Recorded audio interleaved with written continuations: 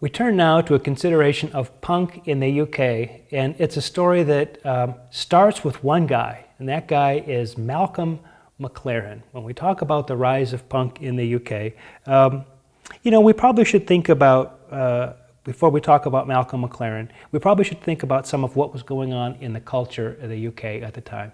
The UK had very, very troubling financial a very troubled economy during the 70s. The US did too, but the fact is that most middle-class kids in the United States had plenty of toys to play with. But in the UK, it wasn't so clear, and it was it could be a kind of a despair, a situation of despair for many who felt like it didn't matter what they did, they would never be able to move out of where they were in the culture, they'd never be able to rise up, and so there was a sense of why bother, no hope. And so punk music is often associated not just with the aesthetic of I like the way that music sounds, but as a kind of a cultural expression of the despair that was part of the life of a young person during that period. I think that's one way in which the UK scene and the US scene for punk are kind of different, because it wasn't really so much that way in the US, but it was in the UK. And those of you who are taking this course from the UK can say a bit about this on the discussion forum, what life was like there in the 1970s. Not to say it was horrible, but there was certainly an amount of despair. So along comes this guy, Malcolm McLaren, who by trade was a haberdasher and owned his own shop and managed it on the King's Row, and was a bit of a poke a stick in your eye kind of guy when it came to the establishment and the more sort of upper crusty aristocracy types business types that would frequent some of the other stores where he was. He had a store that was called Let It Rock. It later changed its name to Too Fast to Live, Too Young to Die. They kind of sold biker jackets and leatherware and that kind of thing. And this was Malcolm McLaren's way of acting out a bit next to stores that would have, the most elegant of menswear and suits and that kind of thing. You come by Malcolm McLaren's shop and he's selling biker garb and leather apparel and that kind of thing. But he wanted to make even a bigger splash in the world. And so when he saw the New York Dolls, he thought, this is a group that I would like to manage. And I think he even actually supplied for them these red leather outfits that they would sometimes wear. But the New York Dolls, by the time Malcolm McLaren got to him at 1974 or so, 1975, were really on the verge of breaking up. As the story is sometimes told, I don't know how accurate this is, but there was one group of members of the New York Dolls who were addicted to drugs, and another section of the group that were addicted to alcohol, and they just couldn't get along with each other, the drug addicts and the alcoholics. Whatever was going on there that may be unfair to them, the group broke up, and it was too late for Malcolm McLaren to get involved with the New York Dolls. So he thought that he would start his own group, because he still wanted to make the kind of shocking impression the New York Dolls made when they came over to London and appeared on television.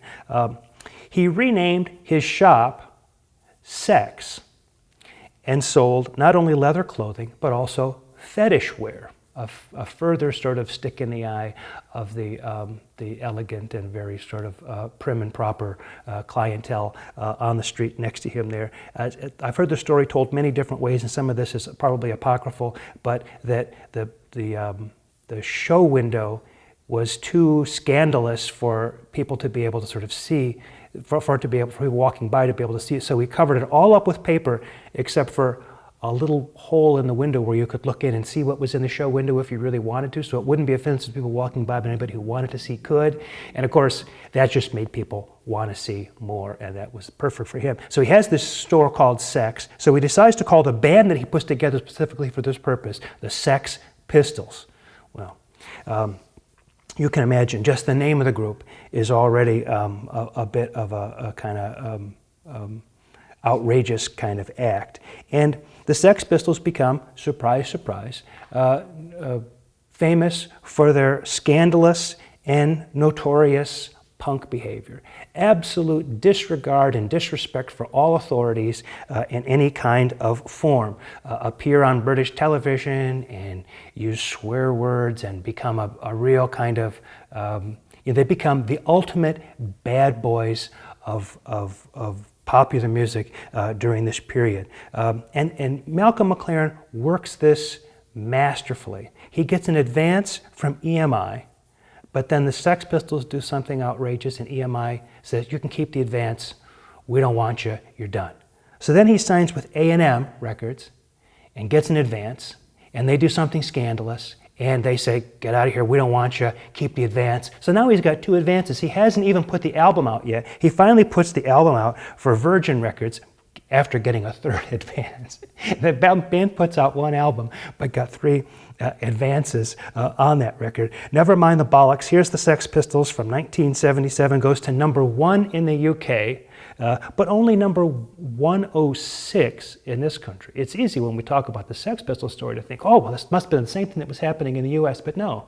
The Sex Pistols were largely unknown during the summer of 1977, the Queen's Jubilee year, Queen Elizabeth's Jubilee year, where the Sex Pistols rented a barge and came down the Thames during a celebration with the Queen and royalty and the aristocracy, playing on a barge. Of course, they were arrested. Perfect. That's exactly what they were shooting for. Anything they could do to get in the papers with this scandalous behavior. The big songs for them, 1976, Anarchy in the UK, God Save the Queen from 1977. The Sex Pistols had a relatively short career, but everywhere they went, everywhere they played in the UK, it seemed like 4 or 5 punk bands sprung up from that performance. They had a short period of time where they were in the sun. I mean, how long can a group that's as volatile as that really survive? I mean, you really can't. Something's bound to blow. Something's bound to give. And so the Sex Pistols did not last all that long, but they had a very lasting and foundational effect in establishing the punk style, the punk approach, and other groups would then come along and really develop that and capitalize on it. Some of the other groups that would come along, The Clash, led by Joe Strummer. If the Sex Pistols were nihilists, The Clash were political protesters. Their album from 1977, The Clash, featured the song White Riot, which is a pretty good representation of them. For those of us in this country, we didn't really hear much about The Clash until 1980. Okay, so this is 3 years after the big Sex Pistols scandals and all of that, right? We're hearing about the Clash with the album London Calling, which made it to number 27 in the US here, and the song Train in Vain, Stand By Me, which was a number 27 hit. So by that time, the whole excitement about punk and the bad boy attitude of it was had pretty much gone underground again. And the Clash, though they had their roots in punk, maybe by that time would be thought of more as a new wave group, but we'll get to that in the next video. Other groups that we want to mention with regard to the UK punk scene during this period, the Buzzcocks, led by Pete Shelley, were maybe a little bit more pop-oriented. Their album from 1978, Another Music in a Different Kitchen, is a pretty good example of that. The Jam, led by Paul Weller, drew their musical and stylistic influences from mod culture. Remember we talked about the mods and the rockers from back in the 60s. They were sort of looking back to mod culture. Their 1977 album, This Is the Modern World, and 1978, All Mod Cons, are pretty good representations of what they were up to. Talk a little bit also about women in the punk scene, and women, the emergence of women in rock music again, not just as singers, but sometimes as instrumentalists, really starts to happen in punk and new wave at the end of the 70s, and that's an important development from the UK punk scene. We can talk about Susie and the Banshees, fronted by Susie Sue, but also X-Ray Specs, featuring Polly Styrene, and an all-girl punk group called The Slits. Anyway, this all, as I say, sort of developed by the Sex Pistols, having been influenced by the US scene in New York, which was largely unknown in the US, but which Malcolm McLaren had observed in trips to New York. In fact, the guys from the Clash have said that they learned to play guitar playing along with those Ramones records, right? So that's how important the American scene was in England as a foundation for the UK scene.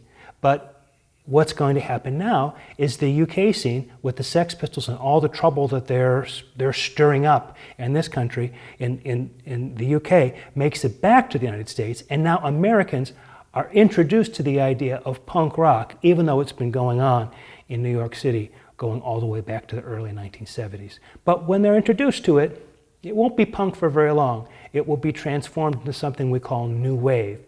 And it's new wave that we turn to in the next video.